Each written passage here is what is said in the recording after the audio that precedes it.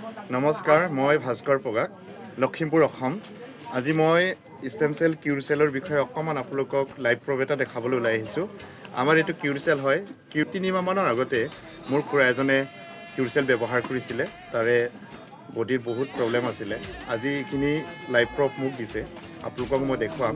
আমাৰ এই কিউৰ চেল ব্যৱহাৰ কৰি কিনি তেখেত কেনেধৰণে ভাল হয়, এটা সম্পূৰ্ণ সুস্থ হয়, কাম বন কৰি চলন পূৰণ কোনো কাৰণতে অসুবিধা নাই।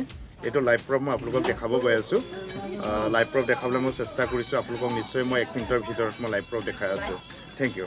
নমস্কাৰ, মোৰ নাম অমৃত পৱা, আলিমুৰ বালিগাঁও, ভাটিখণ্ড। তাৰপিছতে আমি ভাস্কৰ পৰা আছে সেই কিউ চেল তাই মই আজি 2-3 মাহ আগতে উচ্চ হৈছোঁ, মানে ৰোগী ভাল হৈছে। এইমতে মই চলন পূৰণ হৈ একদম সম্পূৰ্ণ আগৰ চেহেৰা মোৰ আহিলেগে। মুঠতে মই থিয় দিব নোৱাৰিছিলোঁ। এই কিউ চেল খাই মানে ইমানেই ৰোগী ভাল হ'লোগে। যদি আপোনালোকে কোনোবাই যদি অসুবিধা আছে, আমাৰ ভাস্কৰ পৱাৰ লগতে আহক। মই এনেকৈ ৰোগী হৈছোঁ, ৰোগীৰ পৰা ভাল হৈছোঁ, এইমতে হ'ব বুলি আশা কৰি সেই আমাৰ ভাস্কৰ পৱাৰ নহ'লে মই আজিলৈকে থিয় দিব নোৱাৰিলোহেঁতেন বুলি মই নমস্কাৰ জনাইছোঁ। হয়, তেখেত মোৰ লগতহে থাকে। একেবাৰে উঠিব নোৱাৰা অৱস্থাত আছিলে মানুহ, কিন্তু এইটো কিউচেল খাই তেখেতে সম্পূৰ্ণ সুস্থ হৈ আহি চবৰ লগত, সমাজৰ লগত কাম বন কৰিব পৰা সুস্থ অৱস্থাত আহি আছে মানুহ।